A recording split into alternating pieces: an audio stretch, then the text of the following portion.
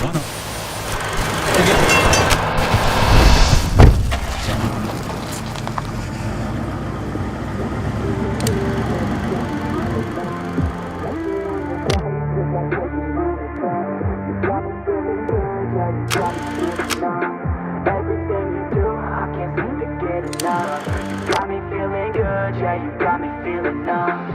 you got me shook from the way your body looks.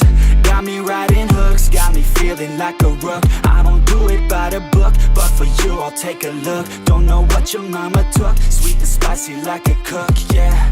I'll keep it real, let's make a deal. Buy you a meal if you just let me feel. Get out your heels, grab on the wheel. Back to my place at the top of the hill. Don't have regrets, I know what's next. She need a fresh, I'll be back in a sec. Look at them legs, don't make me beg. Back to the room, let me show you my bed. Touching on your body feels like taking on a drug. You got me feeling good, yeah, you got Hello and welcome back to Hindsight is 50/50. This is episode number 10. I'm your host, J-Rod, with my co-host, the ORG Old Retired Guy. Dad, how you doing?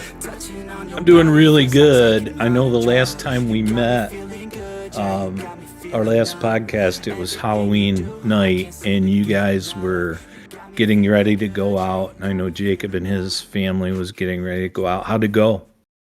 It went well. So we ended up going over to Karen and Nick's, like we talked about before, had a pizza party. The kids actually decorated their own little sugar cookies, so they had fun. Then we kind of headed out and started doing the different loops that are in their sub. Their sub is enormous, so you kind of get to pick the streets based off of their lighting and decoration because you can't make it to every house in the 2-hour window before it shuts down. And so we got to go everywhere. It started raining in the beginning, which sucked, but luckily it lasted about 20 minutes. It went away. And it actually made like all the sewers and everything steam. So it kind of gave a creepy vibe. It was kind of cool. And we went around the sub. All the kids got great candy. People loved their costumes. Everybody had a good time. We all got to talk and have fun. It got dark real quick, so that made it, more fun for the kids. But just seeing what people do to their houses, I mean, they do more than like the extravagant families do on Christmas. Like there's this one house that it was on like the corner of the sub. So there's a rounded internal corner of the sub. So everybody's going to go down that road. Their garage was like a screen with the decoration hanging down from it so you couldn't see into their house, and it looked like wooden planks, like it was a wooden ship. And then coming out from their garage, and probably a 30-foot V, was like the front of a pirate ship boat that was a bar, and they were all dressed as like pirates from the Pirates of the Caribbean, and they even had a cannon that they shot off. That's awesome. But they had all this stuff, and the kids had to like go board the side of the boat to get their candy. But Dad, this was like a real bar. Like that's awesome. I mean, that's great. And that's like and something so like in the craftsmanship sub, you'd put in your basement. You know what I mean? Like Yeah. It wasn't like a cardboard thing you buy at Walmart that looks like a boat. This was like a real bar. It was awesome. But as far as the rest of the sub, was it a common theme that with the young kids that the parents were dressed up to? Yes. That's great. I would say you would be an oddball to not be dressed, because every person in every house that's giving out candies dressed up, every person with extravagant decorations, like it's Lego Technics, I think is what it's called. Right. And it's when they're like electrified or motion activated Legos. There's a college professor that's what he teaches about for like engineering and stuff. And he builds this whole huge like clown circus shit in his yard, and he dresses up like a scary clown, and like his buddy's Mike Myers, and it's almost like getting a super quick preview of going through a haunted house. Like you kind of got to walk through all the stuff with all the creepy crap to get up to his garage, and it's really cool. So you do have the extravagant ones, but even the regular ones giving out candy, they have decorations and costumes as well.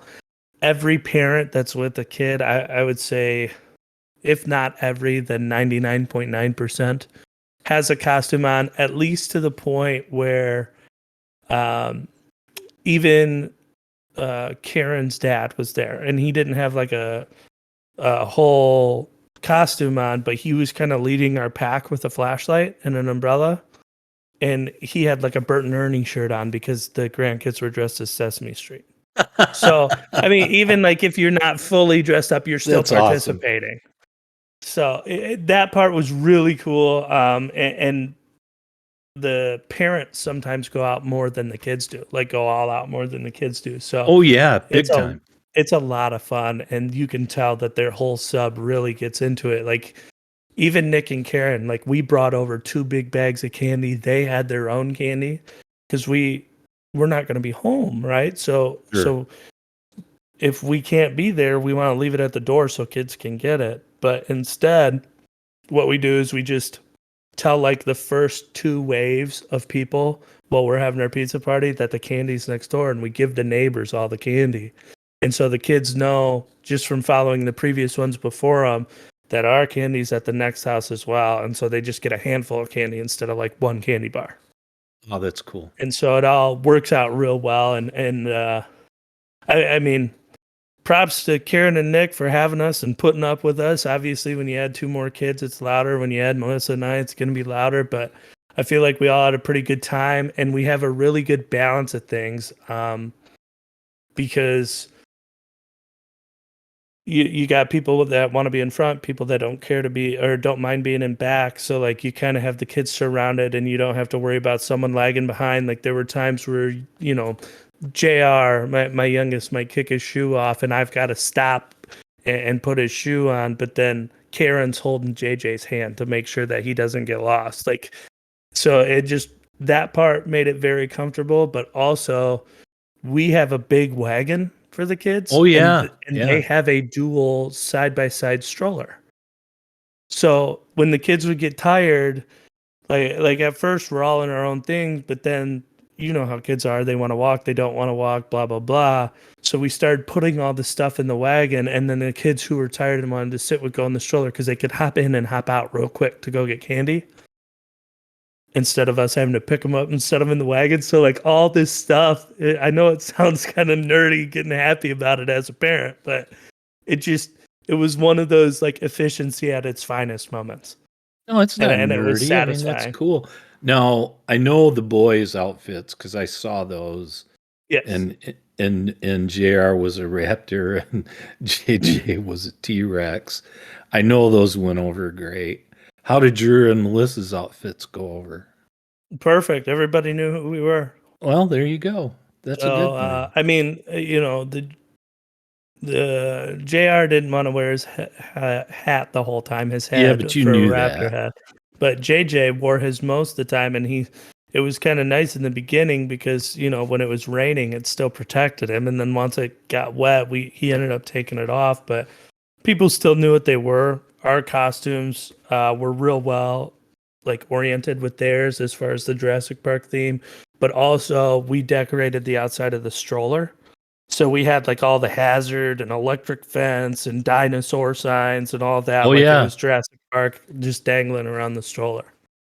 Well, I had asked your brothers to send pictures, and Joe didn't send me any yet, but Jacob, your oldest brother, he sent me a picture of he and his family, his wife Jennifer, his daughter Juliana, his son Jackson. Now Jackson, and they were going through their neighborhood, you know, and they have a nice little sub, you know, and they were going through that neighborhood, and that's what he sent me pictures of. But yeah, and we'll show those pictures at a later date because describing them doesn't do it justice. But the one picture that I shared with you just cracked me up. I mean, number one, the smiles in the picture, and all 4 of them are smiling, and those are real. You can't fake that.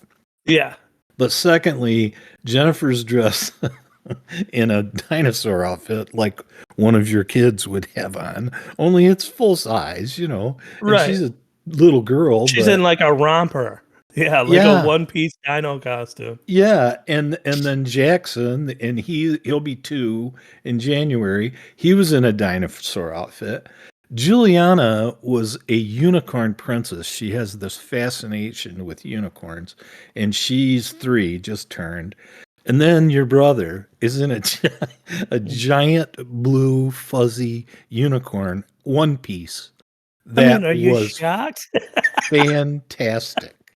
And He I mean, told me about it, and I asked him when he told me, but I was like, "So do you have a tutu or what?" oh, dude, I'm not. Well, you saw the picture, Yeah, but yeah, and yeah. we'll get that picture up where you can see it at some point in time, because, like I said, describing it, because we're all bigger people anyway, but I mean, he still lifts and all that, and he's a pretty big dude, and it looked like that unicorn outfit was stretching in a lot of spaces.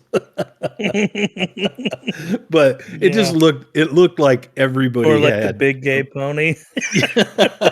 Well, I wasn't It's gonna like go there. I don't know if I want to fuck with this guy, but that's pretty funny. Well, yeah, you might really get the horn. Yeah, yeah. But yeah, it sounded and it looked like everyone had fun, and that's what it's for, and that's a good thing. Yeah, We had talked. Go ahead.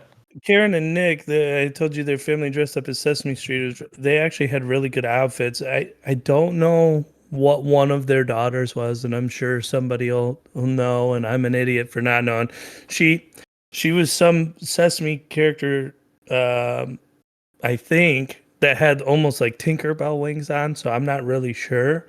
But I told you the grandpa had the Bert shirt on, or the Ernie shirt on, and Karen was Big Bird. I with saw a, that, and that looked funny. That and looked good, like a good Nick costume. and Nick was Cookie Monster. Well, that's perfect. And then I think it's Evelyn and Emily. I always mix up their daughters' names, but one of them was Elmo, and then the other one had the Tinkerbell wings. And I'm sure it's some character, I just don't remember who it is. But they had a very good coordinated costume, and we just had a lot of fun. A lot of people had like whole family themed outfits. It was pretty cool. Yeah, that's neat. That's neat. Well, and I know, like I said, we talked about, you guys were all getting ready to go, so I'm glad everything went well. I know a couple of podcasts ago, I did a deep dive on, you and I both did, talking about Jeremiah Johnson and the movie Jeremiah Johnson. Yeah. Well, I did. I was watching TV the other night, and I don't remember what I was watching, and they brought up Jeremiah Johnson. Now, I did not know this. There was a real guy, a real person that lived during that era. I think he was born in 1824, and I think he died around 1900. And his name was John Garrison Johnston. Well, over the years, he became somehow Jeremiah. People started calling him Jeremiah Johnson without the T. And he was a mountain man. And he did have a Crow Indian. I can't remember if it was Crow Indian now, but he had an Indian wife. And she was killed by Crow Indians. Oh, wow. And he did go on a revenge tour. And, you don't have fact checking. Number one, it's out in the West in the 1800s. So all you're going to hear is folklore. Well, they say that history is his story, right? So yeah, and exactly. So Victor. So as I'm, something I see on TV references this real guy, Jeremiah Johnson, which I'll be honest, I didn't know there was a real guy. I thought it was I knew it was based on a book, and I thought it was based on the book. Relative, but you thought it was fiction. Yeah, it was based on a book called Crow Killer, not Mountain Man, which I thought. So anyway, this Jeremiah Johnson, this real guy, his wife got killed by Crow Indians. And depending on what you read, he killed 100, between 100 and 300 Crow Indians by himself. And they got to where they called That's him a good KD right there. Liver Eating Johnson, because he would eat their livers, because the Crows believed that the liver, they couldn't go to a proper afterlife if they didn't have their organs. So he was like reverse scalping them. Well, he'd scalp them too. But I mean, like when natives would scalp you, there was like a ceremonial belief behind it, and so he was doing his own version of preventing them from attaining eternal peace in the afterlife. Right. That's what you're right. But again, and I'm embarrassed because I love that movie so much, and I love history. But there were so many things that, and I don't remember what show I was watching, but something I was watching, mentioned Jeremiah Johnson, and then they said a factoid about him, about the real guy, and I'm going, dang. So then I started reading about it, and I found out all the stuff, which, again, it was cool to me. And I don't want to spend a lot of time on it because we spent a lot of time on Jeremiah Johnson before. But I just thought that was interesting as hell. It's funny. I really did. And then Liver Eating Johnson. I mean, that's extreme. Yeah. Well, when you kill that many people, that's extreme too. So, yeah. and one before I forget, I have to share this. Going back to the Halloween thing, just real quick. Because I know there was a great weekend of college football, and I want to talk about that. But your Bud's son, Daniel, he listens to our podcasts. And he commented to me, now Daniel works, I believe he works for Bowling State University and Bowling Green State University, I think. Okay. Yeah.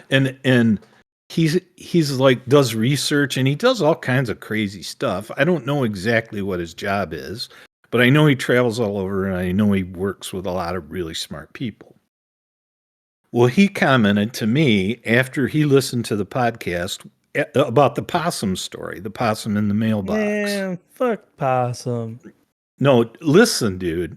He said that there is a section of researchers at Bowling Green State that are doing research on possums. They're not like disease carrying. In fact, they have an immune system that's incredible. And they will eat poisonous snakes and get bit. And it doesn't kill them. And so people are doing research on the immune system of the possum. And he said, thanks to the possum story, anytime I walk through that lab in the future, I'm going to laugh because I'll remember the possum story. So, I mean, I did know that they were survivors like cockroaches. Like they do some wild shit and stay alive. I did know according to him, I didn't know the extent of it. They have a magnificent immune system. So, and they're actually doing research studies on it. So, I just thought it was funny. I just thought that number one, him listening was pretty cool. Yeah. Number two, him commenting to me that now every time I walk through that lab, I'm going to think of that possum in the mailbox. We gotta tell the other story then, because we said we were gonna, and I do want to jump back to the movies before we go to college football. But the other possum story, we said last episode that we were gonna bring it up this episode. The one with Joe at our old house when we lived way out in the country, over by the lake. Yeah, by Pleasant Lake. And well, you go ahead, tell the story. No, you know it better than me. Go ahead. Well, I don't even remember all of the details. I just remember that we used to keep the dog food in the garage. Yes. And so we'd buy the big bags, 30 or whatever pound bags of dog food, and you just cut the top off and you rolled it up. And we would go out there and you just scoop the dog bowl in, and then you bring the dog food in. And Joe and Jacob went out there together and they opened the bag, and that horrific possum hiss happened as they were reaching in, and someone touched the possum. I don't know which one. But when they both jumped backwards and freaked out, Joe being a little kid at this time, Jacob held him in front of him like a human shield. A human shield. Joe's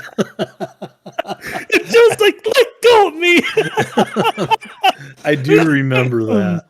And Nobody Jacob, got bit or hurt, but I'm guessing Jacob was probably around 12, which would make Joe around 8. yeah. Or it was in that neighborhood. It give or take a couple years, but Still, sacrifice your brother. using Joe as a human shield. Oh my god! Oh And yeah. if you guys, I'm sure it's a little bit funnier to us because we know him personally. But if you knew those two, Yes. Well, and Jacob again, is that's very much going to hold you. that's one of the reasons I've thought about going live video on this thing, and I guess obviously we'd have some work to do, and I wouldn't mind doing that and putting in the work to do it, whatever I can do on my end. But I even thought about making a backdrop for the basement, like of New York City or something. Yeah, you can do that. Like, even some of the major like streaming things you can or services, you can actually just click on one of their settings, and you don't even have to have a green screen or anything behind you. It'll put you in like Perfect. another place. But that being said, and maybe we'll get there someday, but I want to start sharing some photos so that at least when we reference these topics, so that at least people can kind of put a real face with it, who we're trying to describe. Yeah. Because it would be funnier. It would be funnier too. And as sad as that is for Jacob to use Joe as a human shield, if you saw the both of them at the time, it would make it even funnier. Oh god! I mean, you got the one guy who, I don't have to outrun the bear. I just have to outrun you, like he trip you. And then the other one is like the most extreme reactions and drama. Oh yeah. So for the one that's panicking to be held as the human shield. Joe does get excited. There's no question. Yes, it's so his good, emotions though. are on his sleeve. But yeah. That anyway, I'd like for us to be able to do those things in the future. Yeah, absolutely. I just think it would be fun. So that being said, what a weekend of college football, man. Before college football, I wanted to get back to a movie. Go ahead. So you were talking about Jeremiah Johnson and how something had come up and it was something you didn't know, and it was kind of cool that you learned that about the movie. Do you know who Mark Luttrell is? Hello? The name sounds familiar, but I can't say that I do. He's a famous Navy SEAL. So Mark Luttrell, one of his videos, I think on TikTok, has started to go viral again, and it's his 911 call to let the police know that someone drove up, shot his dog, and that he is armed and he is now chasing them. And if they don't get there, he's gonna kill them. And this is real. And he ends up chasing these people for quite a few minutes, several miles, going 110 miles an hour until the cops catch up and they pull both cars over. And the guys ended up getting arrested and all this stuff. The reason that was interesting to me, I mean, it's a very sad tale, but Mark Luttrell is the guy that survived in the movie Lone Survivor. That's him in real life. Wow. So he's gone through all that stuff. This is one bad MFer. I mean, if I you're would kill say anybody's dog, maybe not this guy's. His story about the dog is what not the whole thing, not the whole series, but it's what launched the story for John Wick. Okay. And I did not know that. And I found this movie like resurfaced, or this recording of his call resurfaced and became popular again. And I was like, why is this coming back? Like, it's a sad story, especially to someone who went through so much shit to then come home and have this happen. And it was because people already loved him as a hero, but then when you find out he's part of the inspiration for the vengeance that John Wick delivers, if you're a fan of those movies, I thought that was incredibly fascinating. And they took a really bad scenario, but made it kind of like cool and badass, if that makes sense. And I just wanted to share that because I had no idea, and it kind of blew my mind. That's cool. That's cool. I wouldn't have known that. And I mean, I've watched the John Wick movies. Yeah, I would not have known that. Yeah, it's not what you did; it's who you did it to. It's like, well, fair. Mark Luttrell's dog. Are you kidding me? That's There's a bad not many decision, people. man. Yeah, you just made a really bad choice. Yeah, and he even tells the police on that call that it's like he's like, I've got 2 9mm on me, and I am right behind them. And I mean, he is following these guys for a long time, and they're just like. He's giving them all the information. He's telling them every time they pass a street corner so that the police can catch up. And I mean, he's doing exactly what you would expect an experienced service member to do. But the manner in which he does it, in which you can tell, like, we better get there because this man's not afraid to take a life. You can hear it in the phone call. It's like, if I catch them, you're not going to find them. And it's a very it's a spooky call from both ends. But right. No, I just wanted to share that. But you were heading into college football. I know we're jumping around everybody. I apologize for that. But you're headed into college football, huge football weekend. What were your thoughts? Well, I think we learned some things, or I shouldn't say learned. We reaffirmed some things. Number one, Georgia's damn good. Really good. Very good. And you and I talked about Tennessee and how well they had been playing, and they were scoring 50 points a game. They beat Alabama, 52-49 in a thrilling game and a great game. Did you watch the Georgia-Tennessee game? I did. Well, I got to watch half of it, and then my power went out because the transformer blew.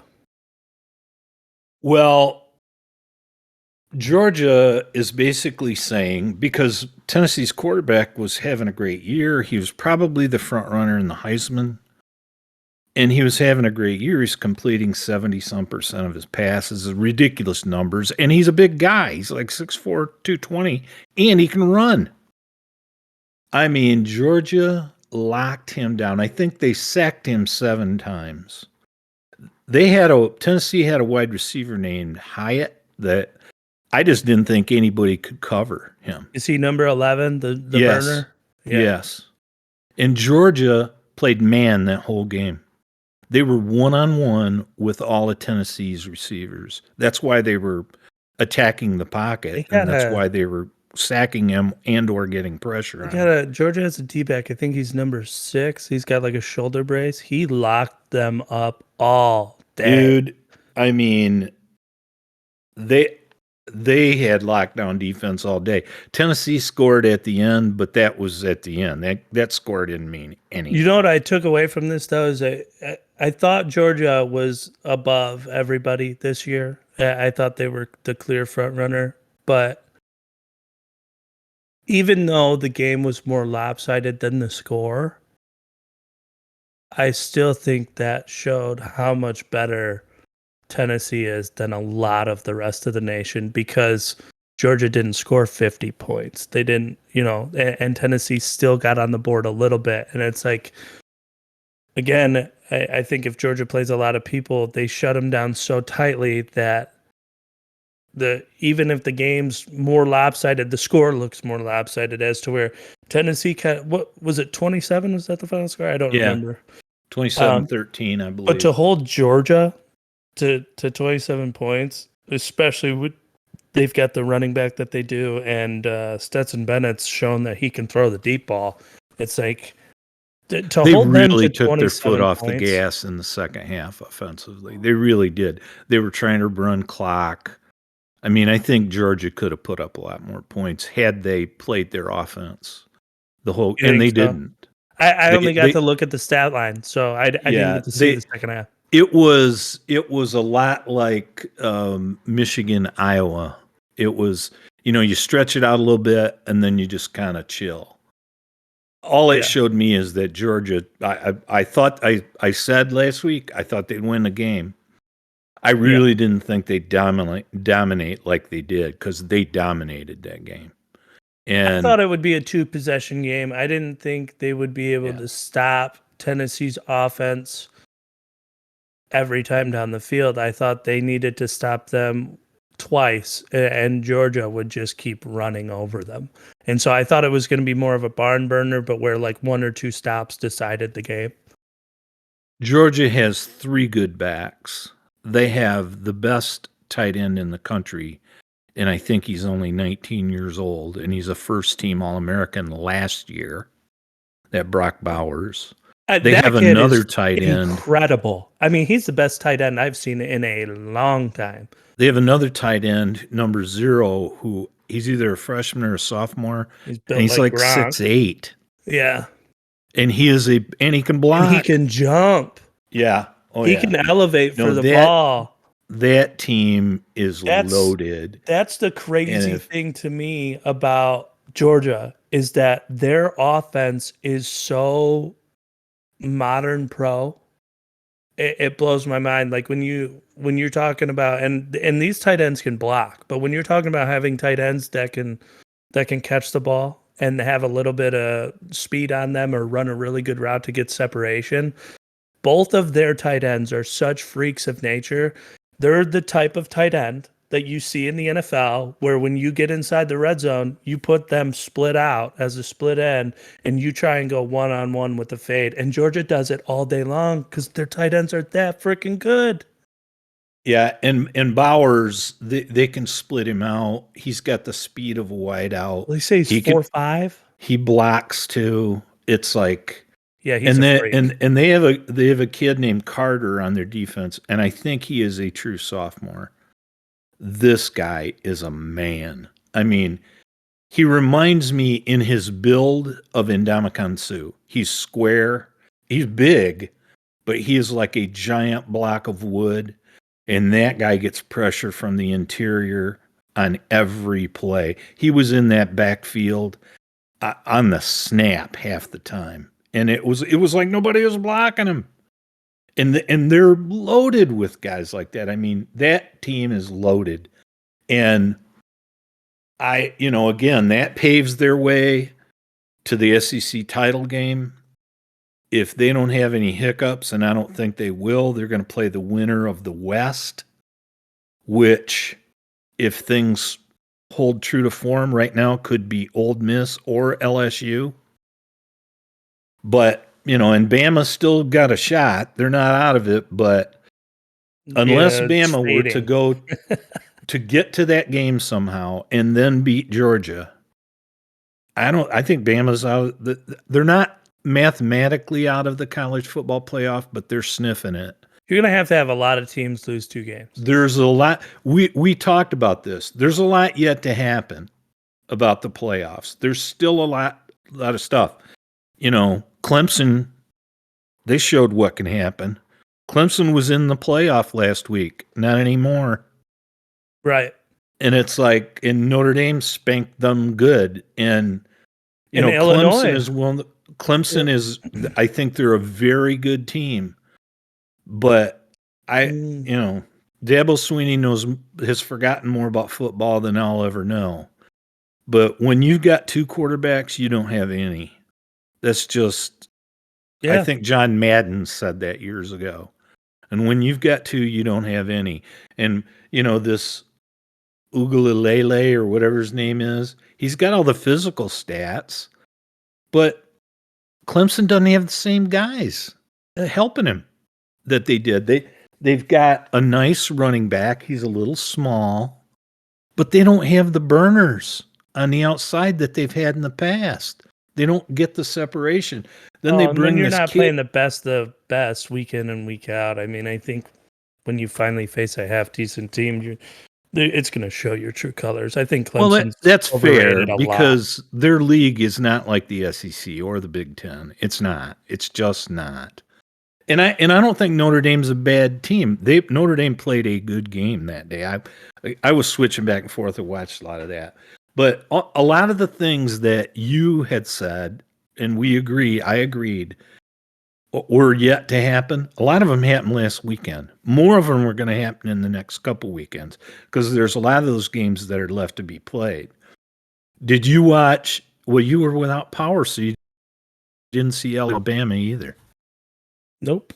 I had to watch the Michigan game on my cell phone.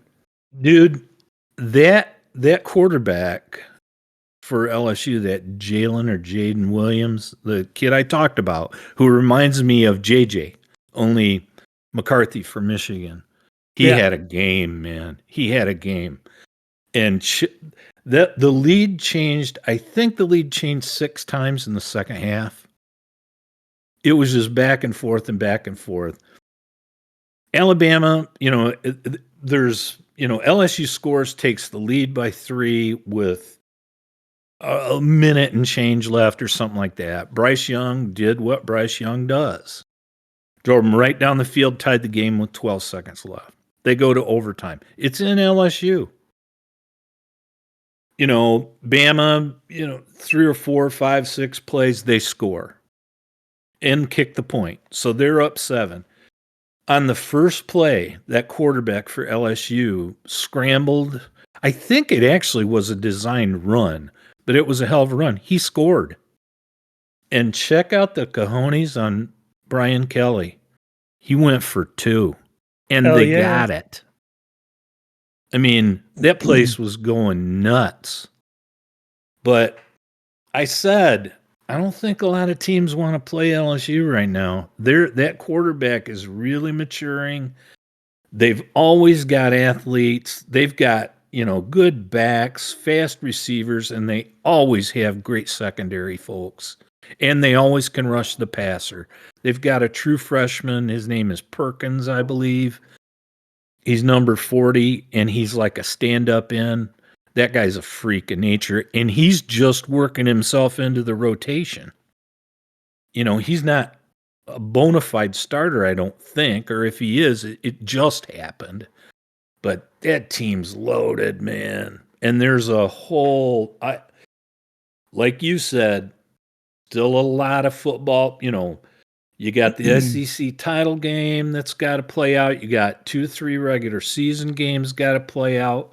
You got, Michigan's got to play Ohio State yet. You brought it up in show prep. Illinois, they lost to Michigan State. And they had a chance to do something serious this year. They were ranked and looking good, and they had lost 1 game. And here State goes through all this turmoil, and we already covered that. And 4 more, but I mean, that's still a big deal because 4 players initially were suspended for State, but then an additional 4 more.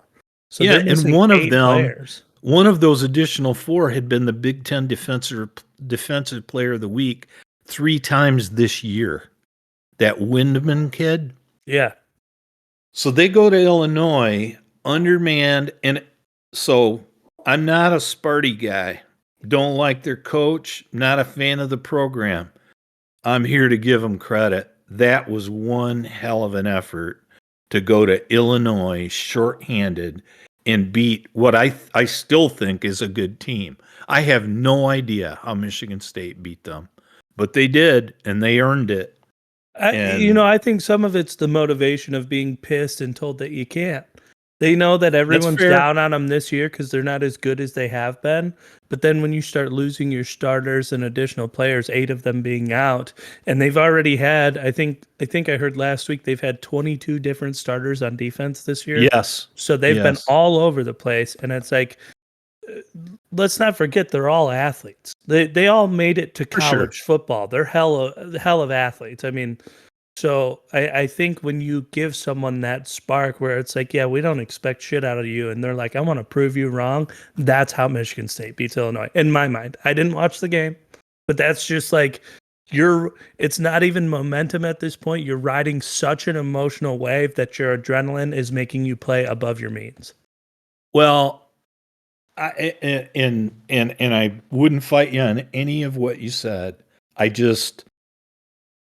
have to give credit where credit's due. I don't like Mel Tucker, and I'm not a big fan of Sparty, but that was a hell of an effort and a really good win, and they really needed it. And I was surprised because I still think Illinois is pretty good.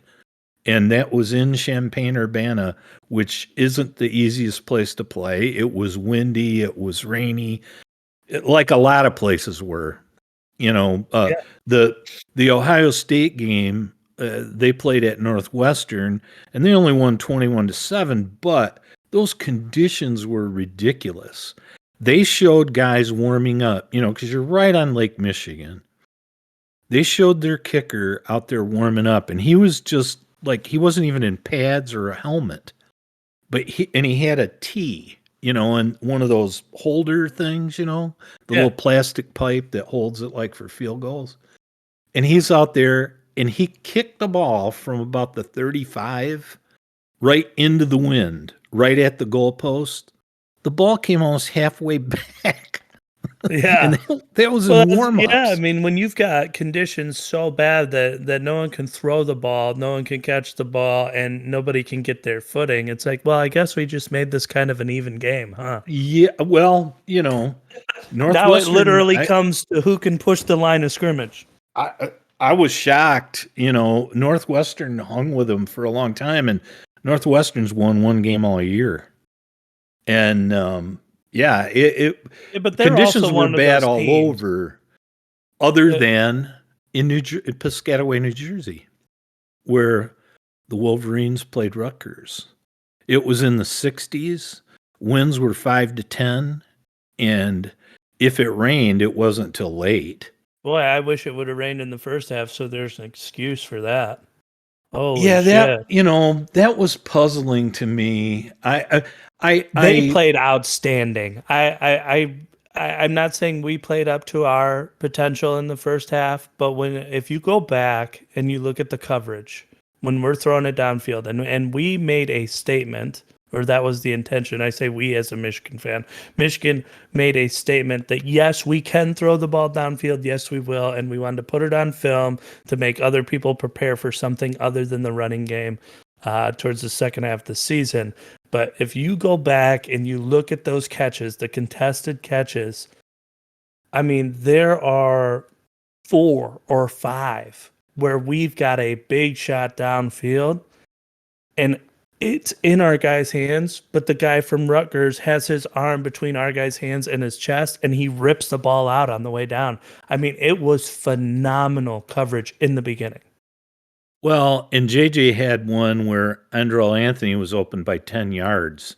I didn't think he overthrew that ball. All he's got to do is put a little bit of air under that ball. I didn't think he overthrew it. I think that's another one of those, like, our receivers are afraid to even lay out, so they pull up. I mean, he starts to jog halfway through his route, but then it hits him in both hands while he's just stretching forward. Where's the dive? Well, I'm not saying he didn't lead him too much. I thought he dove, and I thought he could have. He never left his feet. He was so open. If you gave me time to loosen up, I could throw that ball. But I'm just saying, he never even left his feet, and it hit him in both hands. Well, I thought he left his feet, Jared. I really did, and I thought he dove for it. And it's like, and he got both hands on it, but fully stretched. I mean, and the point being, he was open by 10 yards. Punt it. I mean, loft it out there. It's like, be sure. I think that Schiano is a really good coach. And I think Schiano has something, or Schiano, he's got something against Michigan. I don't think he likes Michigan. So I think although he's a good coach any week, I think Michigan's a special week. People forget Bill Martin was the AD at Michigan when Lloyd Carr was retiring. It was announced this was after Les Miles and that fiasco where supposedly Les Miles was coming back. He announced that Greg Schiano was coming here. And he was the coach at Rutgers then. And then all of a sudden the deal fell through. And then we ended up with Rich Rod, which I still thought would work, but Rich Rod was far from our first choice. And obviously it didn't work. Well, then Schiano, he coached the Tampa Bay Buccaneers. Well, that doesn't work out many times, and it didn't work out then. I think he was there a year and a half, 2 years, and they let him go because he's a college coach in a pro mentality, and a lot of times it just doesn't work. So then he goes and he's the D coordinator at Ohio State under Urban Meyer. Well, then when Tennessee's playing, musical chairs with coaches because they were switching here and there, they had Butch Jones and then eventually Jeremy Pruitt. Sometime in there, Tennessee announces that they've hired Greg Schiano away from Ohio State as their head coach. Tennessee's fan base went nuts. So then they said, oh, well, we were just kidding. We didn't really hire him. So then he ends up, I think he went back to Ohio State. And then, Rutgers, who is, when he was there years ago, he built that program up. And then he goes away and the program goes right in the crapper. So Rutgers says, hey, you want to be a head coach again? And he says, yeah. I just think he's a really good coach. And they gave Michigan trouble last year when they didn't give a lot of other people trouble. I mean, Minnesota squashed them. And I just think he's a good coach. And, I think he knows what he's doing, especially defensively. Well, I think that showed in the game though, right? Yeah. I mean, they had the lead. It was 17-14 and a half, and the final was 52-17, I think. Yeah. But for the first half, as a Michigan fan, you just had this sinking feeling is this our letdown week? Do we really roll over here and this is how we decide the end of our season? But I think it showed. It's you could tell that they were intense. They were prepared. They were fundamentally sound and ready to get after it. And then here comes the second half, and it's buddy, you can only punch out of your weight class for so long. And eventually, you and I always say it's like horses, it's they got the bigger horses, they got more horses, whatever you want to call it. And that's what it was. I mean, you got through a half playing incredible, but then talent started beating hard work in the second half. And I'm not saying Michigan didn't work hard. They just had better athletes. No, I get it, and I agree with you. Yeah, talent's going to win out. If all other things are equal, talent's going to win out. There's no question. And Saturday was a great example. Whenever Michigan plays, I always listen to the opposing coach's press conference the next day. It's what did he say about Michigan? And Schiano said basically what you just said. I mean, he's number one, he's very composed and very articulate. I like him. I think he would have been a great coach for Michigan back then. I do. I think that would have been the hire, and it was supposedly done, and then all of a sudden he had second thoughts, so it didn't happen. But I listened to his press conference after the Michigan loss, and he said basically what you said. He said, we were prepared, and we played 30 minutes of really good football. We executed, we took chances. They tried an onside kick and it didn't work, but man, they were trying. That was ballsy as hell. And it was. And he just said we needed to be aggressive because he said, you're not going to beat that team unless you're aggressive. He said that, and this is him talking, and I'm paraphrasing, of course. But he said, that team's in the top in the country in every statistic, whether it's points or yards or rushing yards or completion percentage or sacks or red zone defense. And it's like he's reeling off all these things in his press conference afterwards that was very respectful, but he wasn't blowing sunshine up their skirt. He wasn't going overboard, but he was very matter-of-factly saying, if we're going to beat a team like that, we got to play 60 minutes like that. We can't 30 minutes isn't going to do it. That's kind of how I was thinking of that old saying about the, hard work beats talent when talent doesn't work hard. Well, if talent starts working hard in the second half, it's kind of a different game.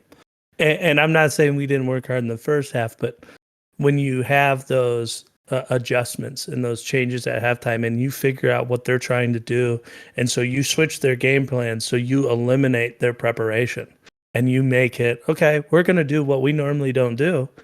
And since now you're not prepared, it comes to every single athlete's matchup on the field. We just took over the game. And I think that's great coaching. I really do. I think that's incredibly smart to do when someone's matching up to you very well. I thought it was very well played. But I do give a lot of respect to Rutgers because that first half was something that I would not expect to see from them. And it's like, okay, as someone who's a fan of any team that puts forth effort, like I'm a Michigan fan. I don't like Ohio State, but if Ohio State's in a bowl game, I root for Big Ten, and I like to see them beat someone's ass. As someone who's a fan of football like that, this is one of those exciting moments where it's like, okay, if this guy's as good a coach as you're telling me, it's like, take this. Show your guys that this is what they did for 30 minutes. Now imagine that they're not playing one of the best teams in the nation. You're going to fucking destroy people. I mean, that's go play exactly this brand what, of football. It's exactly what he said in his PC. He said, there are good things that come out of this game. He goes, I know the score at the end doesn't look like that. But he goes, in that first half, we did some things that were very good. He said, and we've just got to do those for 60 minutes because then we'll be okay. And so he was saying they'd exactly be a hell of what a team if they did that for 60 minutes. But I'll tell you, just a couple of thoughts and I said this to your mom while we were watching the game. Michigan semi-sleepwalks through a first half like that against a team like Ohio State or Georgia. Yeah. It's going to be 35-0 at halftime, fellas. Yeah. So you can't do that. Fear. Now, we are slow starting. The second part is this coordinator, especially the D coordinator, and their offense too. I'll give them both sides credit. They have made tremendous adjustments at halftime. I mean, that coach, when Harbaugh hired Mike Macdonald, who was with the Ravens, Jesse Minter, who's now the Michigan coordinator, he was with the Ravens too. And John and Jim talked, and no, they won't admit this, but you connect the dots. It's like, and John's saying, "Hey, man," and at that time, neither one of them was a defensive coordinator. Like McDonald was a linebackers coach, and Minter was a secondary coach or something. I don't know. But we were both on the defensive side of the ball, and the conversation went,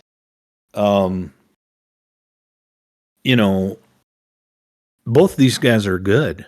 I'd hire either one of them as my DC. So he hires Mike Macdonald, and we know how Michigan's defense changed last year, how much better they got with Mike Macdonald. Mm-hmm. Jesse Minter goes to Vanderbilt to be their DC. Well, then John loses his D coordinator, and he lets him go. They call him Wink Martindale, but Wink's not his name. He lets him go, and he wants Mike Macdonald back. So Mike Macdonald is now the Ravens DC. Well, Jim immediately reaches out to Jesse Minter, who's at Vanderbilt. Well, would you rather be the DC at Vanderbilt or Michigan? Yeah. And that's no insult to Vanderbilt. That's a great But that's just institution, the but truth. football wise, I think that's a pretty much a no-brainer. Right. But this guy salary really, wise, that's a no-brainer. yeah. He really does, because I've watched. He really makes good adjustments at halftime. But you do that against one of these, especially Georgia, because Ohio State can sleepwalk a little bit too.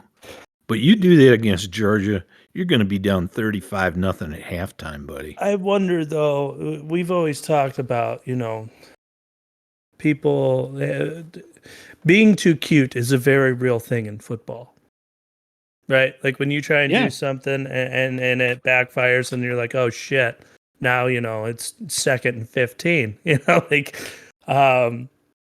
and so I almost wonder, not to forfeit any early games or anything like that, but maybe you're almost confident in your team, and it's almost not a total facade, but a hybrid of the truth and something that's false, where you're not going to limit your offense, but you're not going to take a shot because you're waiting for a big moment, whether it's in a playoff, in the Big Ten championship, like an Ohio State game, whatever your big moment is.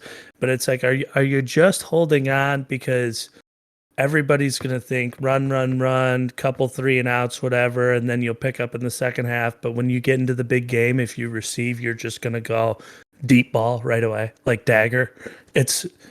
Are you going to run that dagger play where you just try and take all the momentum? And it really does make me wonder that, because we've seen how explosive the Michigan offense can be.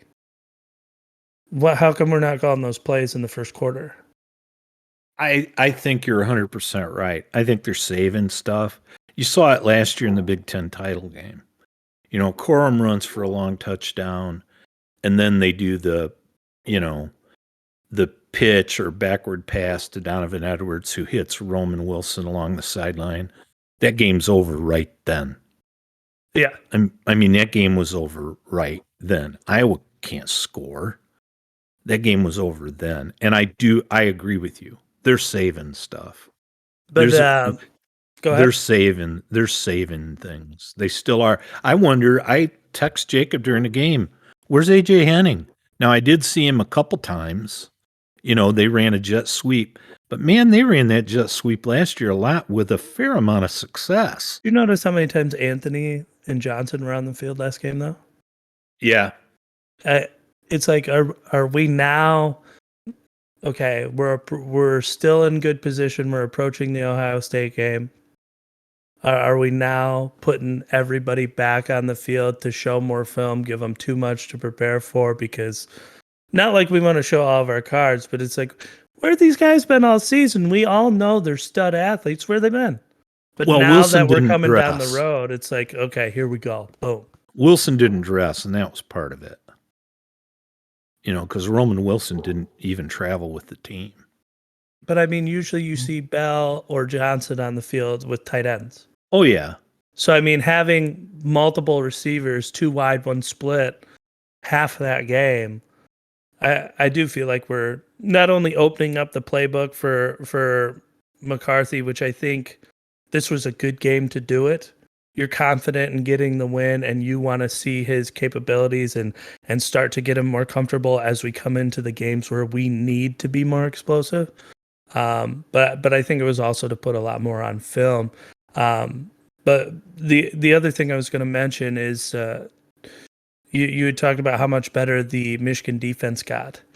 And although, statistically they had been good in the past, blah, blah, blah, with that Don Brown BS, as I would call it, the one thing that I truly enjoy about our defense, I guess 2 things. One, it appears that our defensive backs are being taught to find the ball now, which there was a couple years where we'd be right there and we never once turned our head around, and I never understood it.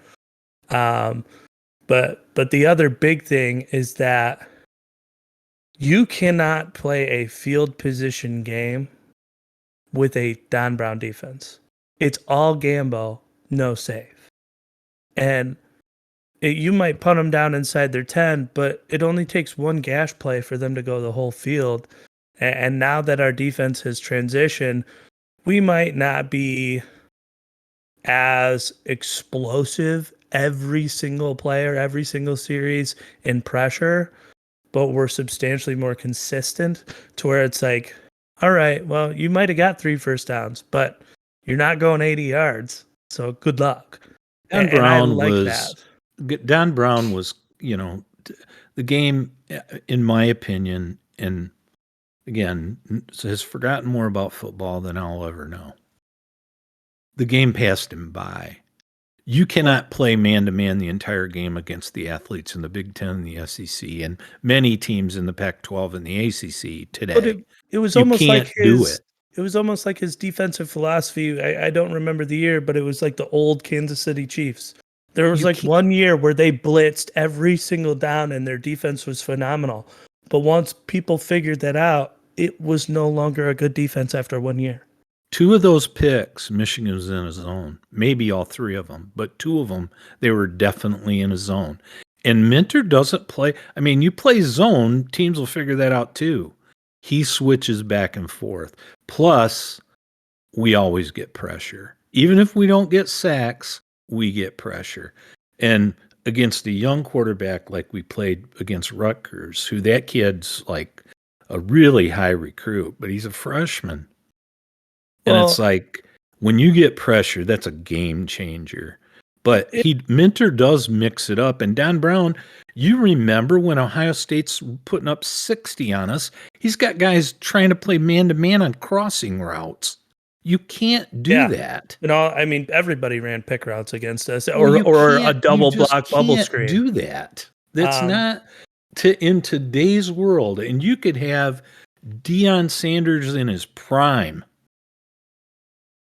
You can't do that every play because they're going to run a rub, they're going to run a pick, they're going to run just an all the way across the field. That or a crossing big route. tight end's going to get you on his back. It And doesn't matter.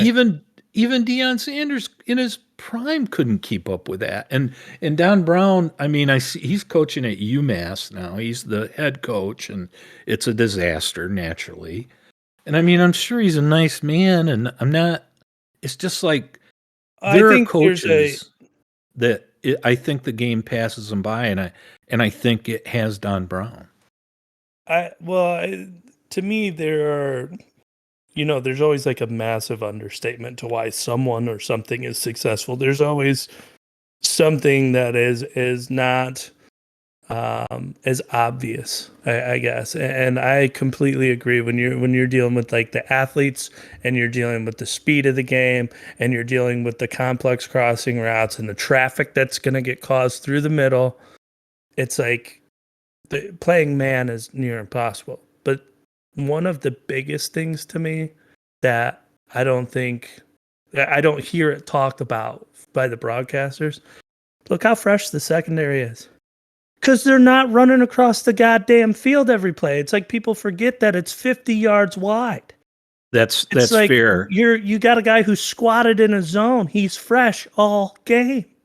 But if there's not a route on his side of the field, you don't do that. Okay, pure chaos for 3 seconds, rest for 6, like every play, right? If he squats in the flats and he's just made, maybe you blitz him, maybe you made a big tackle and he's a little gassed, but he gets his 6 seconds, the next play starts, he squats in his zone, nobody comes over there. You just gave that guy like another 9 seconds, the 3 seconds of the play plus the 6-second rest. Now all of a sudden he's fine, he's recuperated. You've got him back at 100%. And I do think that, it helps tremendously interjecting that zone with man, because your D line is constantly going to be pushing and running out of energy. And there are going to be plays where you cannot get enough pressure if you didn't have an opportunity to sub. But if your secondary's fresh, they also have the opportunity to bail out your defensive line. We rotate defensive linemen too, which I love because we keep guys fresh. But I said that Georgia played man, and they did.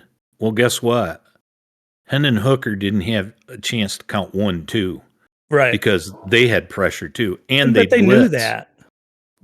So they were playing man, and predominantly in that game, but they were getting so much pressure they could play man. You like you said, you can't have both. You can't expect that a guy, I don't care if he's the best athlete in the world, can stay with another guy who's maybe a top 10 athlete in the world for 3 or 4 seconds and be right in his pocket. It isn't going to happen.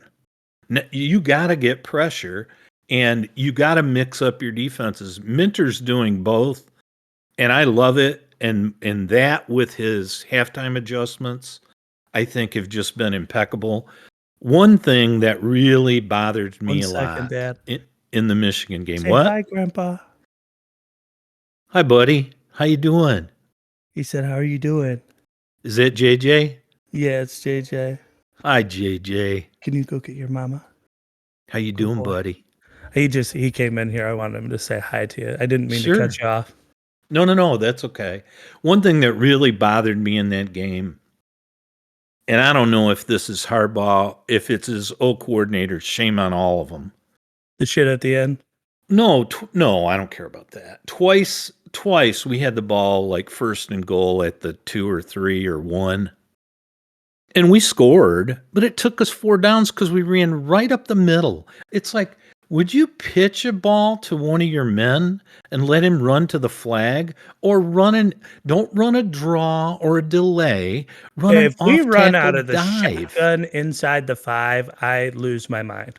I just, and it's like we scored, but it's like, gosh, it took us 4 downs twice to score. And it's like, come on, man. I know your line's good. But let's not be stupid. Well, some of that for me comes down to just like my personal belief in how I would handle the game. So like there's a couple scenarios in which shit like that bothers me. And it's the first one is at the end of half, there's 3 seconds left. You got the ball at the 50-yard line or whatever. I get you don't want to throw your QB's confidence. Your backup should be practicing a Hail Mary. There is no reason, if you have any confidence in your quarterback, not just like walking out there and fumbling the snap, put in your second string quarterback and throw it down the field for the last 3 seconds of half. I don't care if it gets picked. We'll tackle him. He's got to go 100 yards. I'll take my odds. I'm the same way when you get down to the 1 or 2 yard line. Why is my backup QB not having enough snaps to where we can go out there, not risk the health of our starting QB, and go QB sneak it 3 times in a row? If they can stop that, that's fine. But if we're at the 1 yard line, why are we not QB sneaking?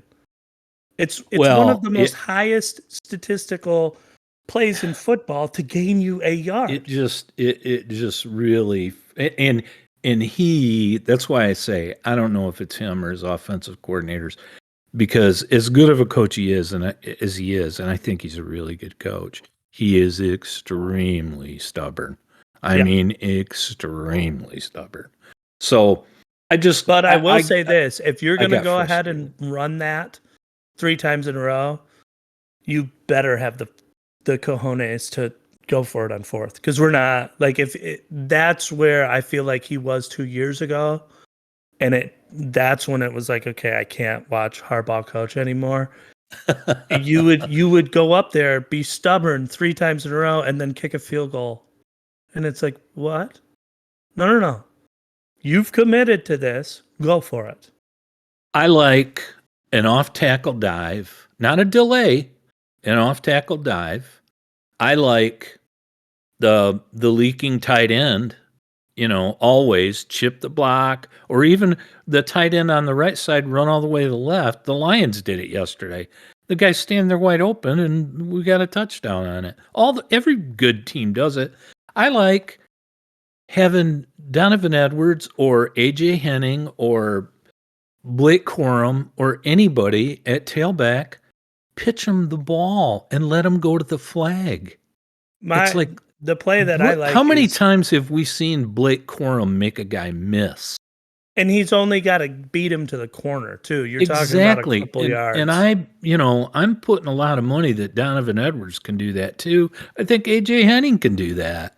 I think we got a lot of guys that can do that. and you can I do just that don't with motion understand too on like a sweep. It's like the lack of imagination at the goal line. It's really frustrating. for me, my favorite play at the goal line, and you don't see a lot of bigger teams do this. I think I've seen Alabama do it a couple times, but usually you see it at some of the smaller schools, and I think it's just because you don't see the pistol often in a lot of bigger schools. But like I like that abbreviated shotgun at the goal line because I don't want my QB all the way back there, causing the running back to slow down. But when you get in the pistol, so you've got the QB, 2 or 3 yards behind the center, and then the running back directly behind him.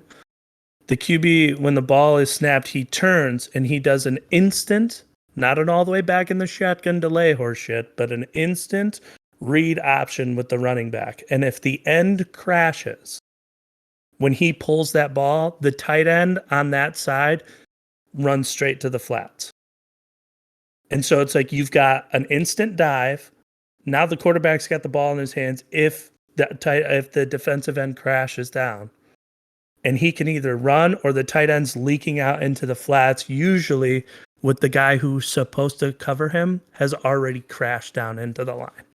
And I love that play call, especially when you have a mobile quarterback, because you've got 3 options on one play instead of just beating your head against a brick wall. Yeah, I think that they could use a lot more imagination at the goal line for sure.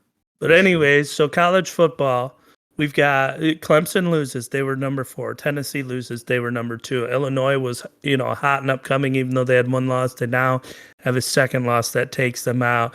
Michigan and Ohio State will have to play before the end of the season. So that's going to take 2 of your top 5 teams, and at least one of them will have a loss. It seems like this shit's getting shaken up, and there's a lot more to come. And I think it's good for college football. I still wonder if the NIL deals have affected how competitive teams are able to be, because this is a very competitive year. Well, and TCU's still got to play Texas, and with Texas, you don't know. Right. I mean, you don't know they jumped out to a huge lead against K-State and then hung on to win. But in Texas, when they play their best game, they're a tough out against anybody, but you just don't know when they're going to play their best game. So TCU's in it now too, right? Michigan, Ohio State, Georgia, and isn't TCU the 4th? That sounds right, but I haven't looked at it in the last couple of days. I think it is. They announce it tomorrow, but that's what everybody's projecting. Oregon, who got thrashed by Georgia first game of the year, they've been on a roll, and that Bo Nix QB. Kid, yeah, that Bo Nix doesn't look like the same dude. He went from being that strong running quarterback at Auburn, where they didn't let him throw it much, to it's like, this kid's got a fucking arm on him, I tell you what, and he can command an offense. I told Jacob when he was at Auburn, I don't know who he's got pictures of, but I don't know why he's playing. And I also said, I think he's a really good athlete, but he better think about playing safety in the NFL. Yeah. Well, he's really, he's changed that, because he looks like a quarterback now. He looks good. Real good. That's really one of those does. Stories that makes you feel good. Yeah. But we've kind of been on college football for a minute here. I know you wanted to talk about a little bit about the NFL. Some big news locally is that the Lions traded their kind of prize tight end and TJ Hawkinson to the Vikings, who are in the same division. Yeah. Which is an odd one. So I didn't follow this much, but I'm sure this is much more in your realm. What are your thoughts on this? Okay. First off, the divisional thing doesn't bother me, and it clearly doesn't bother the Lions. On draft day, they traded with the Vikings to get up and take Jameson Williams. So, I mean, is he playing now, by the way? I'm sorry? Is he playing now? Not yet. The fans are hoping for Thanksgiving. Campbell says it's going to be this year. I just hope they don't. I don't want them to rush him. Well, you've already missed this much of the season. Just play it safe. I'd love to see him play if he's ready to play, but if he's not ready, don't worry about it. The Hawkinson thing, just so you know the compensation, so you know the numbers. And then I want to talk about that for a second. But the Lions received a 2023 second round pick. So in this year's upcoming draft, in April of 2023, they get a second round pick. They get a third round pick in 2024. While the Vikings get a 2023 fourth round pick from the Lions and a conditional 2024 fourth round pick along with Hawkinson. Now, when you think about that, we traded Hawkinson for a second round pick this year, but we also gave up our fourth this year. And then we get a third next year, and we gave up our fourth. And people say that doesn't make any sense. Well, there's not a lot of market. I don't think there was a lot of market for him, and here's why. They've already picked up his option. He's in the fourth year of his rookie deal. He's making about $9 million this year, 9 and change. He's going to make $10 million next year on the fifth year of that deal. Now, I will tell you, I have no doubt in my mind that TJ Hawkinson was not going to re-sign with the Lions unless it was for top money. Top money for a tight end is going to be in the $14-15 million range. I don't think he's that kind of a tight end. I think he's a really nice guy. I think he's a really good player, but he's a good player. He's not Travis Kelce. George Kittle isn't even what George Kittle used to be, although he's showing flashes of it. He just had injuries. But he's not George Kittle. He's not Travis Kelce. He is a very good player. And I saw yesterday he caught 9 balls for the Vikings for 70 yards. And that's after being able to practice 2 days. He is a good tight end. I don't think they were interested in re-signing him at that kind of money. I think they kind of knew that he wasn't going to stay here unless he got that kind of money. Because, he's from Iowa. Well, so my question... He was a Kansas City Chiefs fan growing up, but his parents are Vikings fans. Well, he just went to Minnesota. And it's a lot closer to Iowa, and his parents drive to every game. I think he's a really good guy, and I think he's a good tight end. And I think when, the Lions, toward because it was, almost right at the trade deadline when they traded him, I think the Lions had him out there, and Minnesota made the best offer. And so I'm not floored with what we got back, but I'm not mad about it either. And I like him, and I hope he does well, and I think he will do well. But he's been hurt every year. He's missed time every year. And like I said, he's not Travis Kelce, and he's not George Kittle. And there are a handful of tight ends that'll be in the draft next year. Well, that's kind of where my question was going. So that are not going to be. This is a living lesson which the Lions failed to learn. You don't draft a tight end in the first round. You just don't, unless you're a very good team picking the absolute best player available. And if you're a very good team, you're picking, 25 to 32. Unless you're that team, you don't take a tight end in the first round. You just don't do it. You don't get the reward. And like I said, I could name 3 or 4 tight ends right off the top of my head. Schoonmaker being one. Well, okay, so he's not going to be a first round pick. What about the kids from Georgia? Both those tight ends, will they be eligible for the draft? No. They're both underclassmen. They won't be available till after next year. There's a guy from Iowa named Laporte who's really good. But that's kind of where I was going with it, though. It's like, do you think this move was more like, instead of just trying to get the best trade you could possibly get, is this like, okay, he's going to leave anyways. We suck. So we know we've got a high pick, a low pick, whatever you want to call it, one of the first picks in each round. So if we trade, and with the biggest part of this trade being a pick in the second round from Minnesota, does that allow us, since we've got our first round pick, then we can go with an early second round pick and pick the best tight end in the draft to replace him? But then we have a secondary second round pick to make another standard pick in the second round. So you're almost gaining. You're saying this season's kind of shot already. We'll replace him in the draft, and since we will now have 2 second round picks, we'll be able to get whatever the hell we wanted in the first place. Plus, we can reach for a tight end in the second round. Do you think that's the play? I don't even think they're going to go second round. They have 2 tight ends on the roster that I really like right now. One of them's undrafted. His name's Brock Wright. He's a good blocker, and he'll catch the ball. He doesn't have downfield speed, but they've got a rookie they drafted in the 5th round this year, and he's just started to play because he was healthy, getting healthy. His name's James Mitchell. He's out of Vatech. He caught a touchdown pass yesterday. Nice. So I don't think that they put. Should have never got rid of Heller. I don't think. I loved Heller. I know you did too.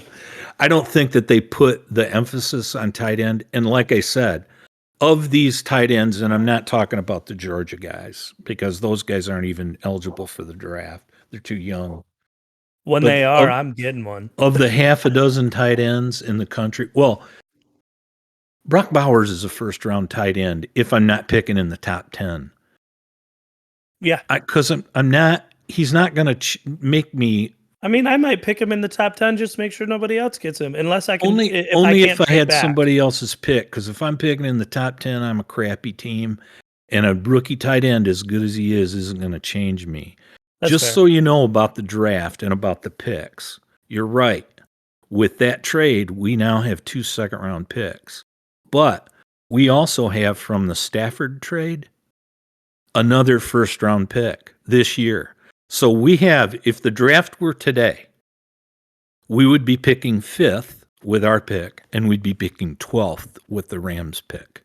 And then what's our picks in the second round? 5th, and the Vikings are, 26, 27. Well, they're probably lower than that because they're 7-1. They've only got 1 loss. That's a pretty good stagger. I mean, if they're not right next to you, like if you know what I mean, like you get to see who's taken off the board, pick another player. You might. I like those picks that are like mid to late second round because you start getting out of what's best for our team and into who's the best player, and Right. that's where I think you get those kind of like gems you didn't expect. So I mean. If we've got an early second round being our 3rd pick of the draft, assuming we don't make any trades, and then we go mid to late second round with our 4th, and then you follow that up again with an early 3rd round pick, you have an opportunity to steal 5 of the best players in the draft. You got to not fuck it up. But this kid Laporte and Luke Schoonmaker, and I personally I like Schoonmaker better because I think he's a better blocker. Schoonmaker, unless something magical happens, Schoonmaker's going to be like a 4th or 5th round pick. Right. Well, I'd do that in a heartbeat. I would. He's deceptive, and I really think that's underestimated about him. And you can call me a Michigan fanboy or whatever, but one of the things that I think separates him is like he's not blazing speed or anything, but his cuts are very precise. And so he gets you that 2 steps of separation to squeeze the ball to your tight end so he can use his big body. We know he's a good blocker, but his cuts give him that separation so you can get the ball in the window. And because he doesn't get caught up in that traffic, because his cuts are so clean, timing routes are everything on 3rd down, and he's there every time. Again, I like the 2 guys they have on their roster. I'm not saying either one of them are all pros, but this rookie, let's wait and see what he's going to do because he looks good. Yeah, right I just now. don't know who he is. But, he got hurt his senior year at Vatech. That sounds like somebody we draft. Well, of course. We always draft injured Who don't want the lame duck? But hell yeah. Draft he's pick, actually, baby. but he's playing now, and honestly, he looks fast. Next we'll draft And I that haven't seen him. Shazier kid. I haven't seen him drop a ball yet. We'll bring back Shazier. And that's an unfortunate accident that happened to him. Well, But that is the type well, of we put him, we take him off waivers. No. So, I mean, their draft capital is set up good. And again, I like Hawkinson. I just didn't think he was the 8th pick in the draft. How much say do you think Campbell has in getting the player he wants in the draft? Well, I think he's got a lot. I don't know. I wouldn't put a percentage on it, but I tell you what. I like Campbell being in the room. I like Chris Spielman being in the room. You gotta have Spielman in the room. Brad Holmes, so smart. He's, you look yesterday and they won, and I don't want to get into their game yesterday. They did win, but yesterday, But Rodriguez, the other team forfeit, or no, they beat the Packers. And Aaron Oh, Rodgers. But the yesterday, turmoil around the Packers. rookie players, Josh Pascal, who's playing now, who was a 2nd-round pick, had a nice game. He had 5 tackles. Rodrigo got hurt in the first quarter with an elbow injury, but Rodrigo, we know what he is, and we both like him. Malcolm Rodriguez. Yes. That Kirby Joseph, that 3rd-round pick, he had 2 picks yesterday and a couple of pass breakups. And Aiden Hutchinson had a pick. Whoa. So it's like those are 4 I'm gonna have to rookies look right that up. Those are 4 rookies right there. He had It like was a so JJ cool. Watt-esque pick where he's got like a delay as the defensive end where he's on contain and he jumps and caught it. It was 4th and goal, and Green Bay ran a tackle eligible, and Hutch read it, and he dropped into coverage, and Rodgers threw the ball almost right to him. That's awesome. It was great. You could see. I mean, he was lined up with his Did he hand take down. it out? Or did he? Oh, kneel? no. No, come on. If I got a chance to stiff arm Aaron Rodgers, I'm playing him into his grave. No, I'll never forget your brother. Aiden Hutchinson's got a hell of an arm bar. He That guy. had a nice celebration, though, I'll tell you that. I'm gonna But, have to and it's Aaron Rodgers, for God's sake. But, yeah, those are all rookies. But your brother, a game at K, and I was so tickled for him. I mean, he was playing safety, and he got a pick, and he was he played some, but he didn't start or anything. And he he got a pick late in the game, and I mean, he was almost at the back line of the end zone. Yeah, 9.5 yards deep. And he brought it out, and he got knocked out like at the 10, and man, does his coach chew his ass. But if I'm going through the hell and the shit that he went through to get on that field, dealing with 20 different coaches and all that, and it's like, at this point, fuck it. What have I got to do? I would have been so excited. I'm not saying I wouldn't have done the same thing. But, man, did his coach give him hell for bringing that ball out. And I mean, he was like in the back of the end zone. But anyway, enough NFL stuff. I had talked to you earlier. Yes. And I had asked you about I think these things are funny, and I'm old enough now I don't give a crap. I'll admit to them. I was talking about, do you have a guilty pleasure or something that maybe, you kind of it's odd or off the wall, or you're embarrassed. You don't advertise to everybody that you do it. Like the example I gave to you is like, I can't, go to McDonald's a lot anymore. I mean, I can't have all that salt. And, but I still like McDonald's food, man. I still do. And on a rare occasion, I will go to McDonald's. So, but my guilty pleasure that I was thinking of today, have you ever watched, I know you've watched the show Cops, right? Yeah. Bad boys, what you gonna do? Yeah, and like Alaskan State Troopers and all those. Oh, yeah. Well, I didn't even feel guilty about that. I watched one called Jail, and oh my God, is it hilarious? these people are drunk and high, and it's like they're booking them into jail. Have you ever seen it? I have not, but these I remember watching shows like this with you growing up, and like when I lived at home, and they're just, I understand the entertainment value, but for me, I get grossed out in how Stupid disgusting people are. and yeah, it's like I feel embarrassed and ashamed for them, and like I need to shower. Well, that's why it's a Maybe guilty that means the pleasure. show's doing its Dude, job, but it's mesmerizing to me. like I I can't swear. watch that type of, for lack of a better term, I can't watch like the type of people that are just pure trash. And you're going, like the guy who's, drank a whole bottle of moonshine, his intoxication level is off of this planet, and he's arguing with the cop where the cop's trying to give him a break, and he's going, well, should I give you a ticket? Well, I don't know. You're the cop. It's like, dude, you're arguing your way into a ticket. All the time. And And I just, that to that's, me, like, or the exactly. guy who's just, hammered and he's barely coherent. And it's like what Ron White said. He goes, I woke up and somebody had shit my pants. I'm not kidding you. I can't walk the straight line sober. And I admit it's stupid. I totally admit it. That's why it's a guilty pleasure, because I enjoy it. I enjoy watching them. And your mom, she'll like roll her eyes, but then she'll be watching it too. Yeah. It's just a train wreck, and I can't help it.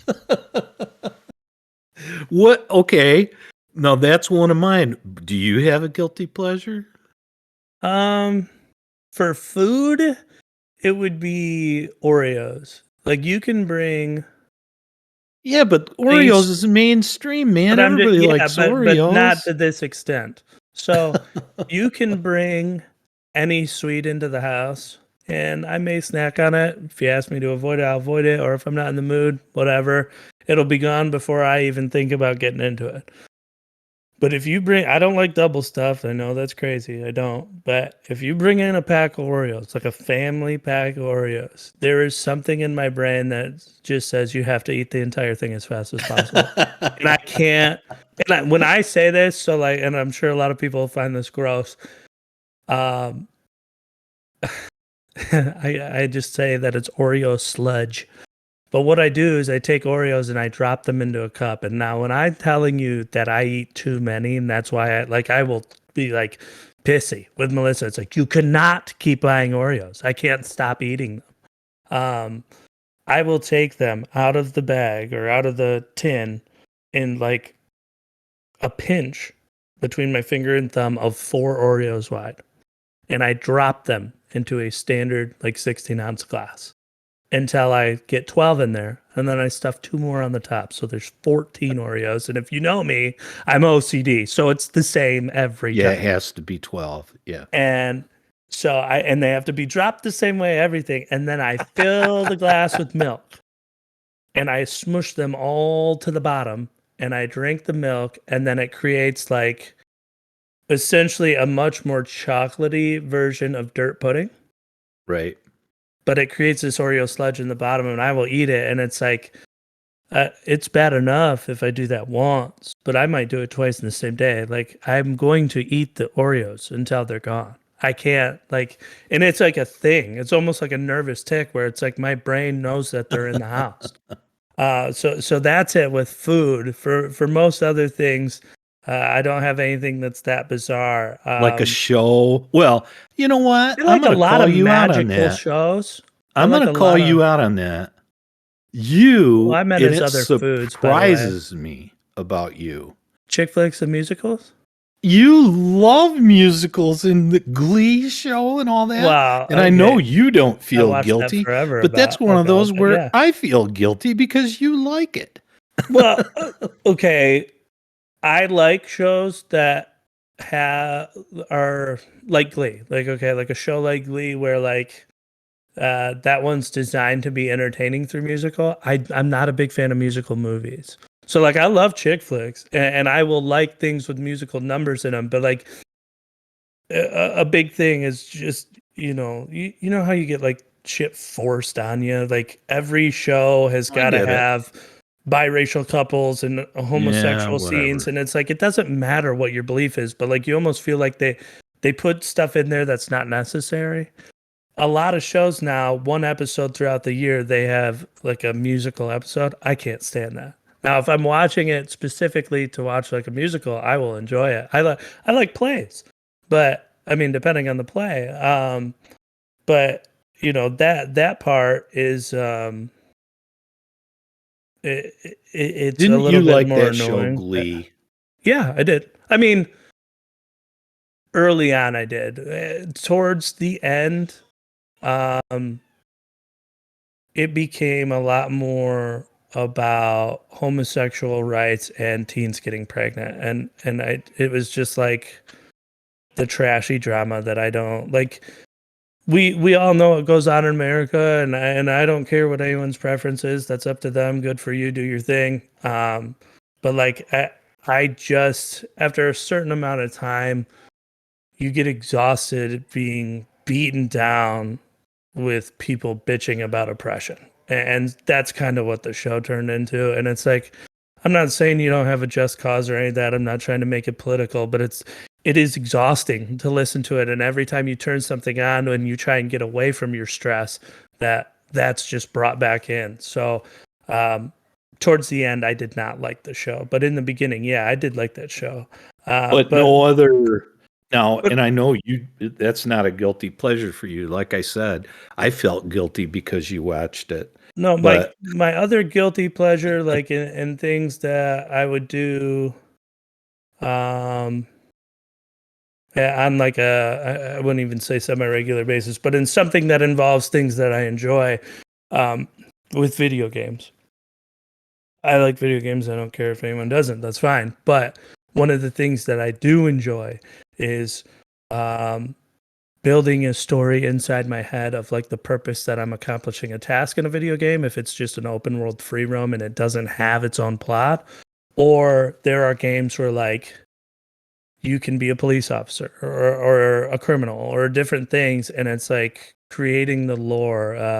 They call it role playing, but it's almost like you act as if you were a specific character and you build your own journey.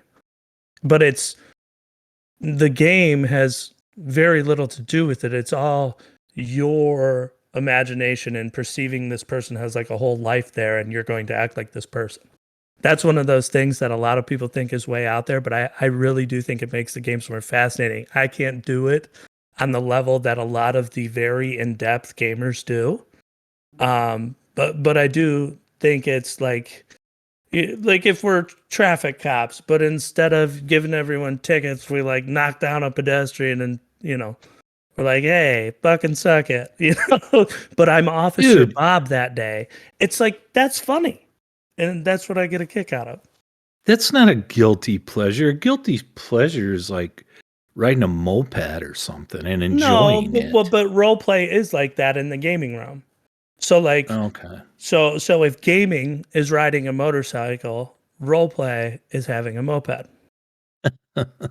and for real, like we all play badass shooters and all this stuff. But when you start pretending like you're a child with an imagination, when you start making pretend, that's when it becomes the guilty pleasure. Like some people just look at you and be like, well, that's gay.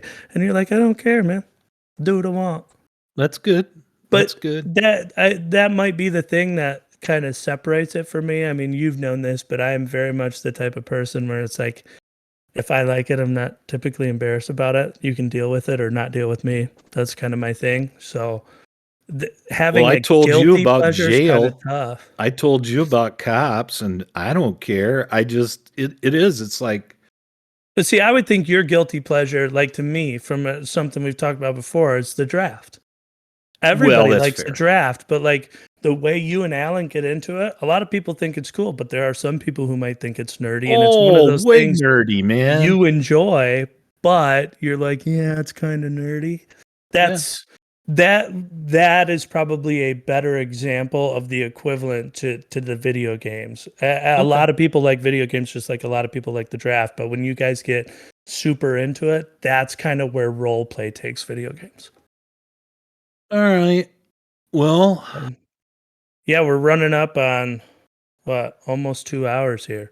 So I think we should probably, like, next week, make it a point. I'll make it a point to have an Alan story. And also we'll think about a movie and talk about, and I'm going to bring up a classic movie. It may not be, a movie even in the last 10 years, but I'll bring up a movie that I think was good, and we'll go from there. All right. yeah, absolutely. That sounds good. Everyone who made it this far, I appreciate it. We would love to hear your thoughts on everything, what we've talked about, your opinions, if you have any on those, if there's subjects you'd like us to bring up, or potentially the length, if you think it's way too long or it's not long enough. Any comments also, are appreciated. would you like us to Any. add video? Would you like us to add pictures? All of those things would be great. Please like, share, subscribe. And as always, be safe, be smart, make good choices. And we'll see you guys later. Peace out. All right, man. Take care. Love you, Dad. Bye. Love you too. Living life every day, late at night, not okay. All I want, and I pray, all I need are some better days. Fuck me, I'm looking in the mirror, so foggy, but I've never seen clearer. I don't really think anyone can save me, and honestly I'm not really sure I want saving. I like to be my own worst enemy. There's no risk if you don't try at anything, so I'ma just keep buying everything. See you in the next life, have to be a better me. I don't think that my head's on straight, gotta flip it and grip it and go and get an x-ray. What's wrong with me? I just feel weight pushing on my chest and it squeezes till I suffocate. Better change my mindset, meditate. It's pretty cool that I'm alive and have better days. I could walk, see, hear, I should celebrate. Think I could change my mind, maybe elevate. Living life, every day, late at night, not okay.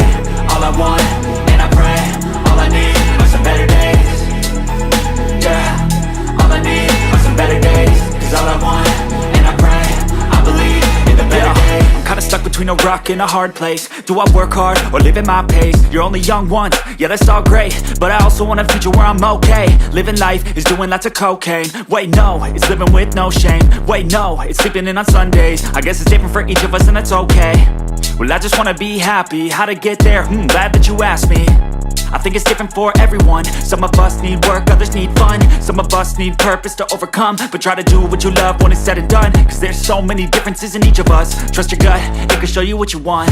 Living life, every day, late at night, not okay. All I want, and I pray, all I need are some better days. Yeah, all I need are some better days. Cause all I want, and I pray, I believe in the better days.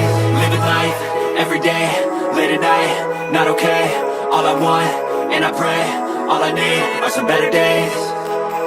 Yeah, all I need are some better days. Cause all I want, and I pray, I believe in the better days.